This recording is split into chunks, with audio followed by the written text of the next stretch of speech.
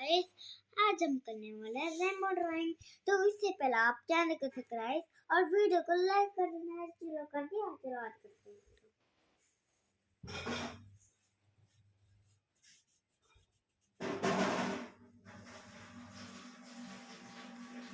Guys, तो ये जब पूरा हो जाएगा तब मैं आपको दिखाऊंगा तो कितना बेस्ट लगेगा।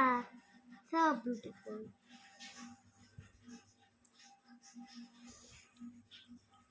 तो गाइस चलो फाइनली मेरा हो गया। अब दूसरा कलर लेना है।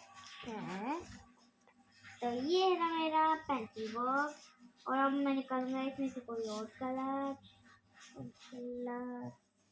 तो गाइस अभी आप वीडियो बंद नहीं करना जब तक कि वीडियो खत्म नहीं हो जाती, तब तक आप वीडियो को देखते रहेंगे। तो वो येलो कलर ये रहा। चलो गाइस तो येलो कलर मिल चुका है मुझे। तो चलो इसको बंद करते हैं। तो फिर हम इसको बंद कर दिए तो हम सकते हैं। चलो फिर